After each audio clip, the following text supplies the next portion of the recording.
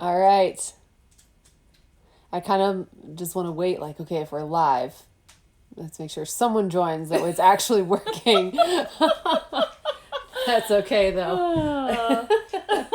Hey, everybody. I am here with Sharla Ball, who I have talked about here and there the past week or two. I had these huge dreams. A couple weeks back, we went to Disney together, and it was a ton of fun. But I had this great plan that we'd be sitting in Disney World, Magic Kingdom Castle behind us, and I would be talking to you about my book series. Which is hilarious because we got there and there's just so much to do, and there's music and people, and there's no way. Yeah. So we're finally together to talk about our book series. We got together for dinner tonight. We've been just fangirling over It's so true. the book, which I feel like it's a little conceited for me to say, but no, it's okay. I get just as excited reading my book as I feel like I have other books that I've read, so it's good. So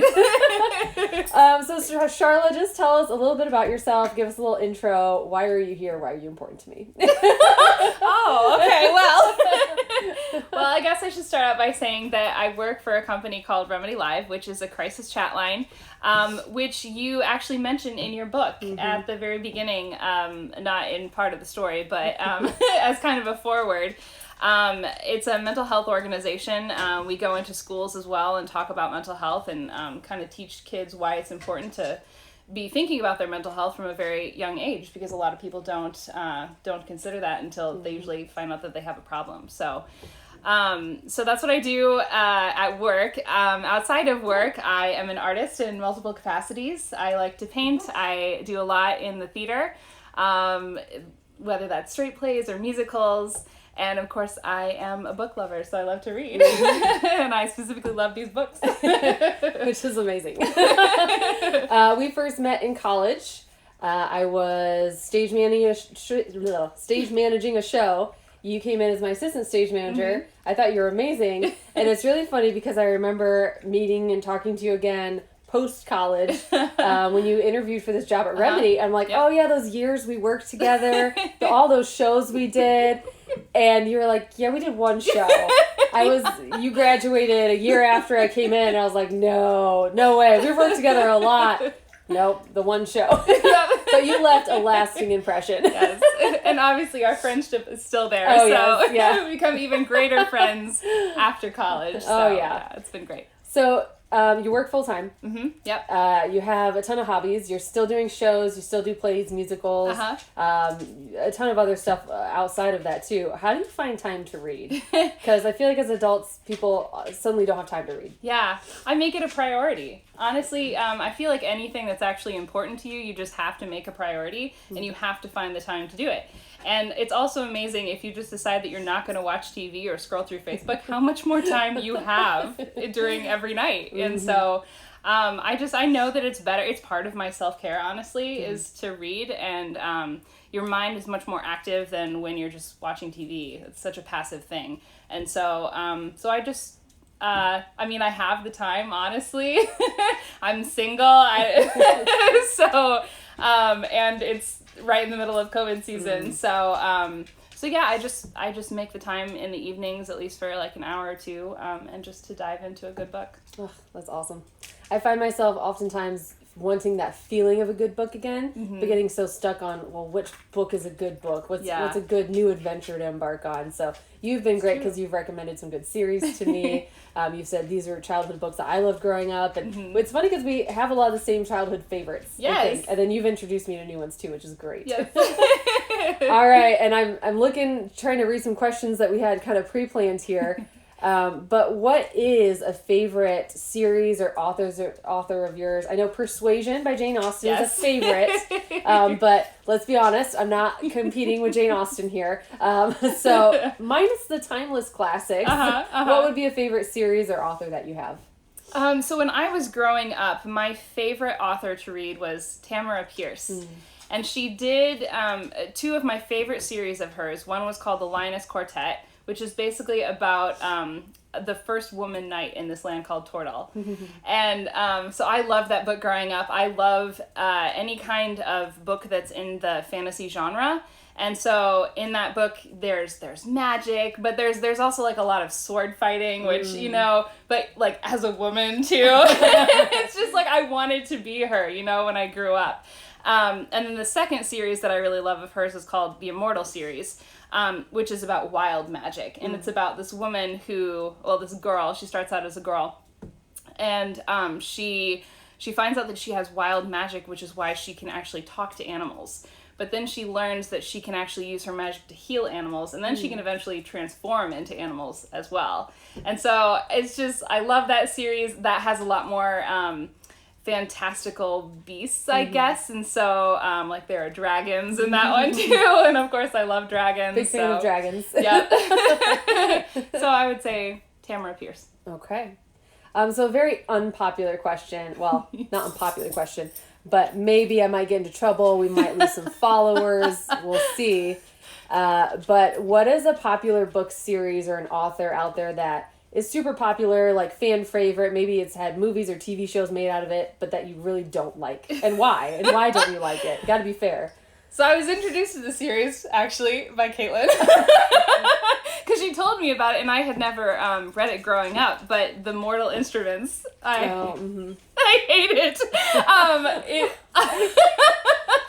Which is funny because I loved them until you read them and you pointed things out, and I'm like, maybe I don't like these books. I guess I shouldn't say that I hated them, but there were enough points in the book where I was just, I'm a huge fan of being surprised by plot points, which is, I mean, I'll just say right now, you should read her books because there are a lot of really fun and amazing plot points that I didn't see coming.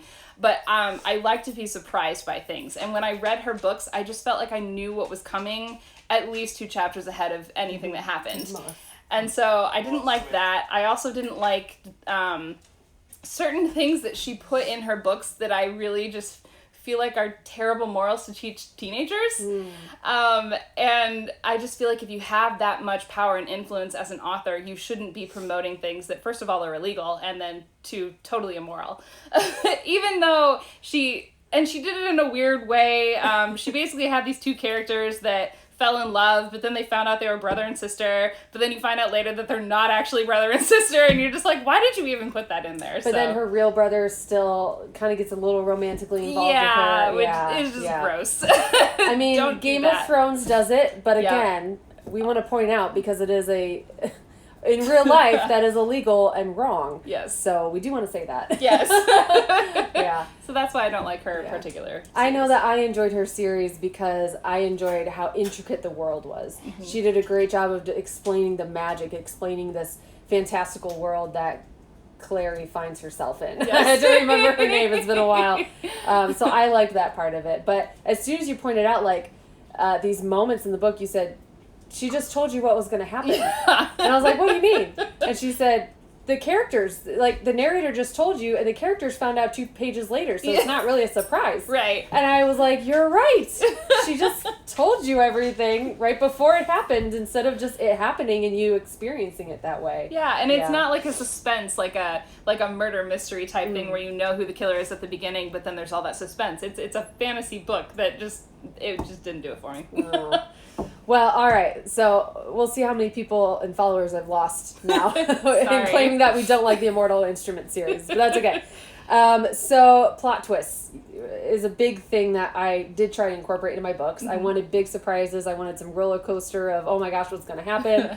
I tried really hard to make sure that there wasn't too much. I mean, there was foreshadowing, but that you wouldn't guess it too well. I will say most of the readers I've talked to haven't guessed the plot twists. They didn't see things coming. You did guess one right away, which I was very impressed by, that I stooped you for most of the others. So book 1, I want to dive in and talk about Self-Conclusion from the Laurel Vaughn series. And I apologize to everyone listening and watching. We had to talk about this over dinner, just like an hour ago. We had dinner together, we're talking about what we're going to say and how this is going to go. And I'm still worried that maybe this isn't recording correctly. And I told myself, if I ever do an Instagram live, that will never, ever be an issue for me. I'll always make sure I know how to do these things first. And here I am wondering. But Maybe check on your phone. Yep, it's Great. live. All right, wonderful. But with these plot twists, we don't want to be too generic talking about the book. I really want you guys to hear a lot about it, get involved with it, dive in with us. The problem is there's a lot we can't say because we don't want to give things away. There's also a lot that happens in book 2, and if you haven't read any of the books yet, we definitely don't want to spoil book 1, but then we also don't want to spoil book 2, and then book 3 is in progress, so I have to be extremely careful not to say anything to ruin book 3, because that's where my mind has been for the past 2 months. Yeah. So let's dive in. Just start off with, I guess, maybe you've already spoken to this a little bit, but how did the plot twists feel to you? Okay. And you don't have to talk about specific moments, obviously, but I mean, did they come as a surprise? If they did, what about them created the surprise? I don't know if these are fair questions. That's a little hard to answer without specifics. Yeah. I will say it's kind of like a jump moment, honestly, when you kind of find out that something happened and you just go, whoa, what? And so when I was first reading these books, I know I was texting Caitlin my reactions. Oh, I loved it. If you guys are reading these books and you want to talk to me as you're reading them and give your feedback live, I'm all right with that. I love hearing the reactions as they happen. There's definitely moments where I wanted to scream at the characters, because I was just like, you did not just do that. Things like that, or just oh, I knew it, just one of those kind of moments. So yeah, I think there are a lot of plot twists that, again, I didn't see coming, and I can guess movie endings really easily and things like that. So it was exciting. As a theater major, you took script writing, you took script analysis. I mean, you've been taught how to look for those things. Yeah. So again, that's why I'm so honored that I was able to stoop you a little bit to surprise. I guess stooping isn't the right word. I was able to surprise Sharla with these great surprises and twists and turns. Yeah. I will say I was a little hurt. There was one time where Sharla texts me about a surprise that happens in the book, and she says, "Oh my gosh, I cannot believe this, so and so," and she said some nasty things about a character, and I was a little hurt. I was hurt and worried. I was like, oh no, I don't want you to think of this character that way. I don't want you to be that upset with them for what they did. They're a good person at heart. It's just they're saying these things, and I was really worried about the future of what you would think about this character. But by the end of the book, you're like, oh, it's okay. He's not that bad. But I remember just thinking oh no, she hates this person, and this person is not meant to be hated. So I'm glad that I got to live through that with you, and I got my worries, but then I saw that it all turned out okay, and made me a little bit more confident in my writing as well. Yeah. I think the character that you're talking about too, I think he's the one that I think he became my favorite in the second book. Really? Yeah. Oh, that's wonderful. Yeah. And it's kind of because I know you're going to ask this question later, but the series as a whole kind of talks about transformation, and you talk about that in the prophecy. But I just feel like every single the main characters in the book, trying to be general here, they all have their individual journeys, which I also think is unique, because a lot of YA novels, they'll just follow one specific character and they'll have a story arc and a journey, but I feel like you do a good job of making sure that all of your characters start from one place and end in another. And so I love seeing the transformation, whether that's physical or emotional, of each of the characters, and especially rereading the books and seeing where they started, and then seeing where they end in the second one, and then hopefully wherever they go in the third one as well. always character development. I remember growing up hearing about how Harrison Ford was over Star Wars. Oh, and he was like, Han Solo had nowhere else to go. There's no point in Han Solo anymore. His character, there's no development. And I feel like I've always carried that with me, because I love Star Wars. I loved Han Solo. I love those characters. I wanted to see more of them in life. But I just remember thinking, if the character's not growing and developing, they can't be in the story. Unless they're there just to, cause drama. And I do have to give a shout out to Whitney Wilson and Julie Dunn. They were the first two people to ever read my book when I wrote Self-Conclusion when we lived in Atlanta. They were my first two readers. And it was amazing, because I think it's because of them that they helped add this depth and maturity to how I wrote, because it was all from the main character's perspective. Kaylin, or Aloria, she has 2 names in the series, which when you read it, you'll understand. It was all written from her perspective in the very beginning, and as they read through it, they said, it's good, but what about this character? I'm really interested in like what's going through their head at this point, and when this is happening, these characters are doing this, like what's happening on their side, what's their story during this. So I have to give a shout out to Whitney and Julie, because they're the first ones to open my eyes to the idea of writing multiple characters, and not in the way Twilight was written, where you have a chapter of Edward, Bella, a chapter of Jacob, and then a chapter. I wanted to make it much more narrative, much more third person, where it's not one perspective, and not just first person, but it's not a third person only seeing one perspective. It's right. You're getting everyone's scope of an event at the same time. Mm-hmm. So it's good to hear that was good for you. All right. So, we've talked a little bit about this, but what if you had to give a person one reason to read this series, what would it be? Oh, one reason? Or maybe what were your top reasons? Top reasons. Okay. So if you like fantasy, if you like that type of genre, this is the book for you. It has everything that you'd want. If you're a fan of Tolkien, if you're a fan of Christopher Paolini's books. Paolini. Yeah. It's been a while since I've read his books, but I did read his books growing up. I loved his books. It's got dragons. It's got multiple settings. So you don't just get like in the whole world of Laurel Vaughn, there are multiple places that the characters travel to, and so that's really interesting to see too. Mm. But this book is also very interesting if you have an interest in mental health, because Caitlin does a very good job of incorporating real life situations of things that I know have happened in people's lives, and making it part of the story. And so Caitlin's journey starts out really rough in the real world, and when she goes to this magical land, this is actually where she's learning to deal with it. Mm. And you see that throughout the book too. She has a couple of dreams where she feels like she's back in the real world, or there's something that kind of represents the real world. And Killian is one of the characters that tries to get her to realize like she needs to work through this pain, and she needs to come out stronger from that. And so I think that's one of the really unique aspects of your book, and I think it can be really good, especially for teenagers to read, to help them realize that journey could be their own. Well, and I feel like too, I definitely want to talk to the mental health aspect of it throughout this book and speak to, the things that people struggle with in mental health. Mm-hmm. But a lot of it as well is just things that everyone dealt with as a teenager. Yeah.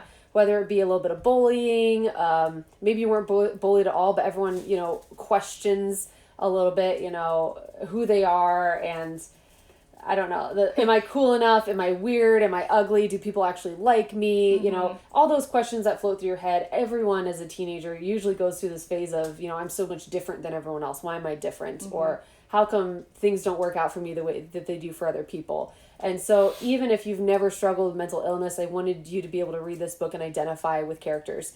And it's funny, this is a YA novel, young adult novel, if you guys don't know YA, young adult. But I've only had adults read it so far. It's mostly been people in their mid-20s and up, all the way to 60s and 70s, 16, 70-year-olds who have read it and loved it, which I'm so honored by. But it's funny because I've yet to meet a young adult who has read this. And I guess 20s count, but, to read a teenager or someone in college who has read this book, mm-hmm. and to hear their thoughts. But yeah. Oh, that's awesome. And I have to say, I feel so honored every time you speak to all the good things about this book, because I'm like, oh, thank you. Oh, I'm so glad that people like it and enjoy these parts. All right. So there are some main characters in the mm-hmm. story. We have Kaylin is her name, not to be confused with Caitlin, but Kaylin also goes by Aloria when she's in this new world. Killian, the Prince, and Sorrel. Those are kind of our main 4 that you meet. There's a couple others. You meet the king and queen. There's some people that help them along their journey along the way who are an ongoing part of the story. But for book 1, and I know this is hard because you know more more of the story, more of their lives, but in book 1, self-conclusion, I have visual aids. Who was your favorite character for self-conclusion? I think it was Sorrel. Oh, really? Okay. Yes. Does that surprise you?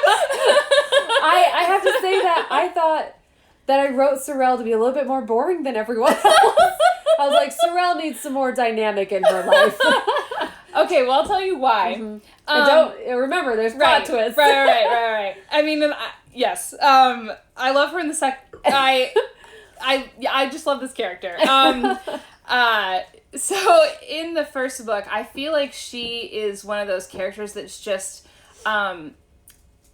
she's kind of like, so her relationship to Eloria is like what Samwise is to Frodo in Lord of the Rings. That's an interesting comparison. Oh my gosh, you just compared me to Tolkien.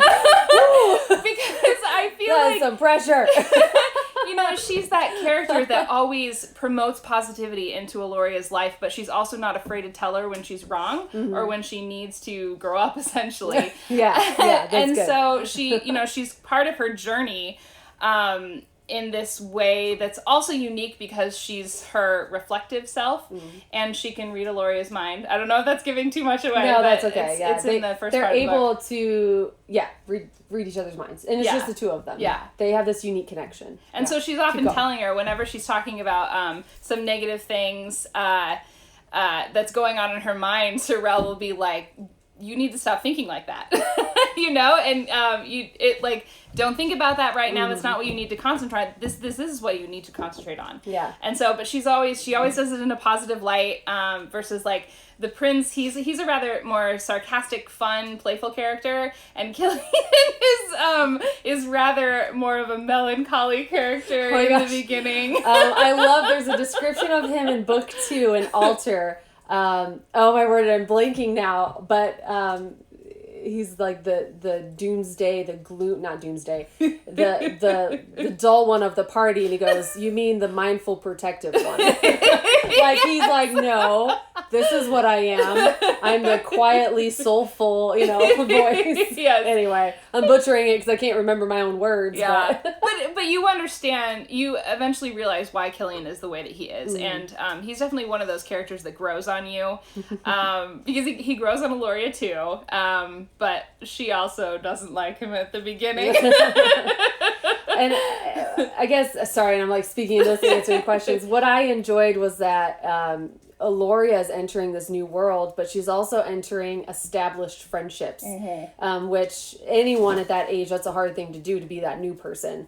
And you have a lot of dynamics. So there's these 3 people. There's the prince, Killian, and Sorrel, who have been together for years. They've worked together. They've battled together. They have a strong history. They have their own unique relationships with one another and as a team. And then enters Eloria, who's this new dynamic, who they're assigned to take care of and train and teach about their world. Yeah. And 2 of them are very welcome and opening. One is has a unique connection to her. She can read her thoughts. She knows what's going on. Then there's the prince, who's just the happy-go-lucky. Everything's good. We're always going to have fun. I've got this. I'm royalty, no problems. And then you've got Killian, who's like, yeah, I'm not liking this change. I'm not happy that our group dynamic is messed up. I'm not happy with the direction that this is going. And he's not quiet about it. You know, he's all right with letting people know. Yeah. Well, and I feel, too, that he got so much responsibility kind of thrust on him all at once. Yeah. And he even says in the book, like, he jokes, well, he's being really sarcastic to Sorrel, but he was like, oh, did she mess up your plans? Because not like we had any, going forward. Yeah. And it's like, oh, sorry, were you bored? Because it's not like we had plans or anything to battle the bad guys and try to take care of business. Yeah. And then all of a sudden you had to bring this new girl. Yeah. And she's helpless, she doesn't know how to fight. And so it just kind of like brings their ability to fight everyone equally. It's so much harder when you have a weak link. Yeah. So that's a good point. Yeah. And obviously, that's just you wrote it. Obviously, I wrote that. But the way you said it, I love, because just speaking to the dynamic, like, that is one of his big concerns. Is his job is to protect the people he loves. He feels like it's a very personal calling for him. they're assigned specific duties in their world, and that is your job to fulfill those duties, to become the best you can at that specific role. His is a protector. He's a guard.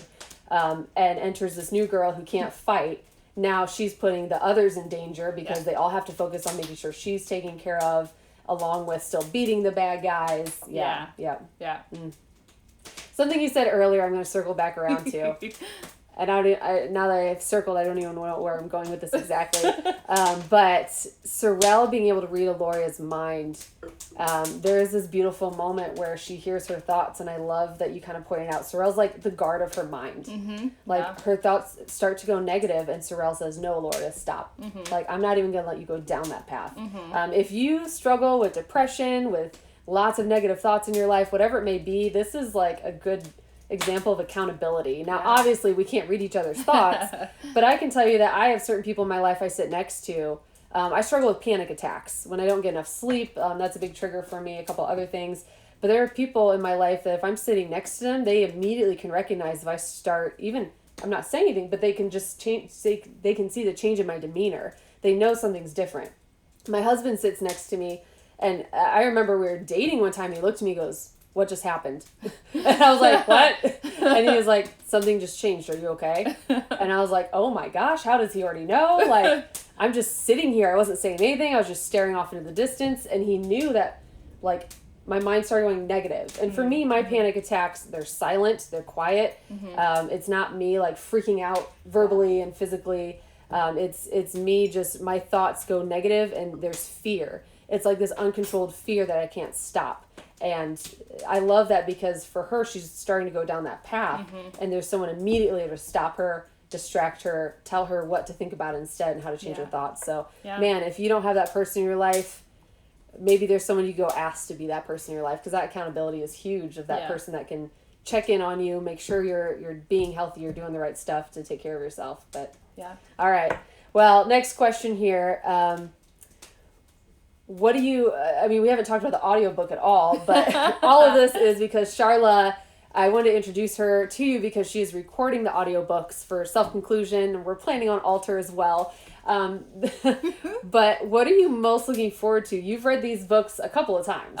Yeah. I think you said 3 times, maybe you're on your 4th now. We've talked about them extensively. Excuse me. We used to go to the gym every day after work and just work out and talk about the books all day. We're the loudest people in the gym. We got some looks, but we would be like, "Oh my gosh, the dragon!" And people would be like, "What are those girls on those bikes over there talking about dragons are crazy?" But what are you excited about for recording it? How do you think that'll be different? Oh, it's going to be so different. To me, I feel like it's going to be like a 14-hour long monologue, honestly. As I mentioned, I do theater as one of my hobbies, and so I texted her the other day when I was going through the book again, and I told her, I was like, I can't help but read this out loud because I want to hear what it sounds like, and I feel like every single time I go through the books, I either pick up on another detail that I forgot about the first time, and so when I'm going to be recording these books, I can't miss anything because I'm going to be reading it out loud.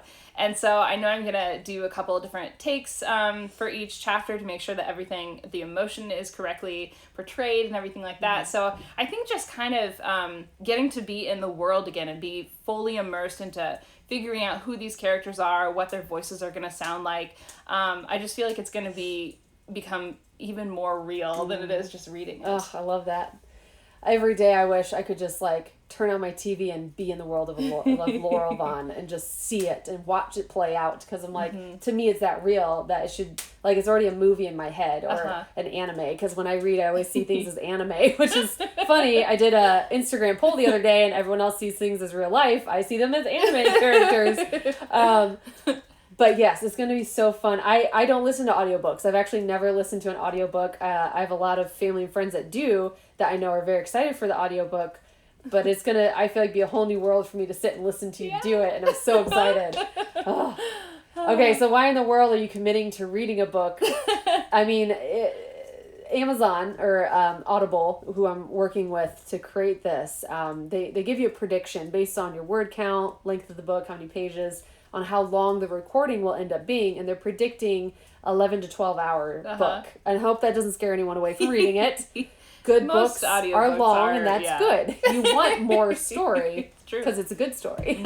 Yeah. So why in the world do you want to commit to doing an 11 to 12 hour book, knowing that it will take even longer to record that?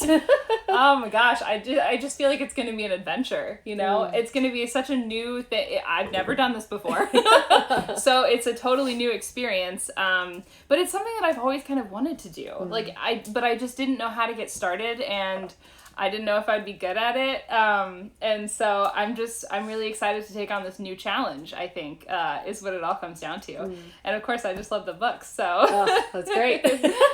Thank you. One big thing with all these plot twists and turns, and of course the character development too. You know, I loved going back and rereading my Christopher Paolini books. He wrote The Inheritance Cycle. Most people know it as Aragon, because that was the one book that was made into a movie. But The Inheritance Cycle, loved it. Blew my mind, the ending of his book. I was like, oh, that's so brilliant. I wish I were that smart. How do I do that? I want to do the same thing, but I can't because plagiarism. But, I really wanted my plot twists to be so well written that after it happens, of course you want to finish the book, but you want to go back and reread it again because you're like, oh my gosh, this one line, that gave it away. Or, if I would have known, I could have read into that. Or you see a character in a whole different light because of this plot twist. Do you feel that that's there? Yes. I mean, you're already nodding and saying, so. Yeah. I mean, we just talked about a line that because of one of her plot twists, I was like, I don't know how to read this anymore. That's true, because you're going to be reading it for first-time listeners. Oh my gosh, I never thought of that. You can't give anything away with the way you read it. It's so hard. Even there are specific things that I'm picking up, again, because I'm reading it with a new perspective, knowing that I'm going to read this out loud. And so there are certain specific things that you put in the book that I'm like, oh, okay, I have to do that. There are certain accents. I mean, you don't mention what accent, but you do say that Killian has an accent. Yes. Well, really, anyone from Laurel Vaughn has a different accent. It's clear that they're different. Yeah. So it's going to be interesting incorporating that. Oh, yeah. I am very excited. This is not just a monologue, as Sharla has said. Sharla is extremely musically gifted with her voice. And she one day texted me and said, would you like me to sing the songs that are in the book? And my mind was blown. I was like, oh my word, you could sing my songs. Because there are songs and different moments where some things are more poems being recited, histories being recited, but then there are songs that are part of what's unique to Laurel Vaughn. And it just blew my mind that these are going to be music. Now, of course, I don't know a tune, so Sharla will be composing the music of Laurel Vaughn. But hey, if there's any songwriters and musicians out there, if you want to help us come up with some melodies, I am game for that.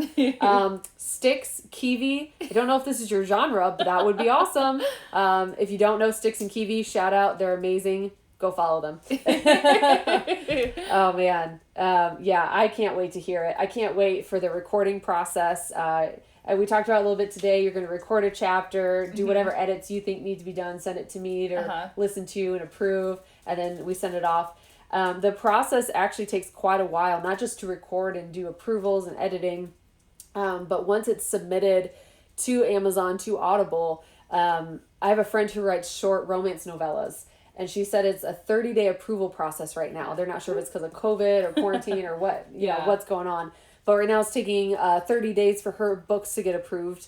My book is longer. So I'm hoping, if anything, is 30 days or less. So we're planning on this audiobook being available early 2021.